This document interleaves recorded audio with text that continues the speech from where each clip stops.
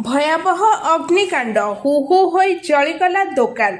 बालेश्वर सबुठ बड़ कस्मेटिक दुकान रे लागिला भयावह अग्निकांड। अग्निकांड रे 4 महला कोठा भस्मीभूत हो जाइछि। शोरूम बाहर थिबा ट्रांसफॉर्मर मध्य जळुछि। निया लागिबा जोगु दुकान रे थिबा लक्ष लक्ष टंकार कस्मेटिक गिफ्ट्स आइटम सह थिबा समस्त घरकरणा सामग्री पोड़ी नष्ट हो जाइछि। एने अग्निशम बाहिनी खबर पाई घटनास्थल रे पहुंची नियाकु आयत्त करिबा पई चेष्टा जारी रखिछंती।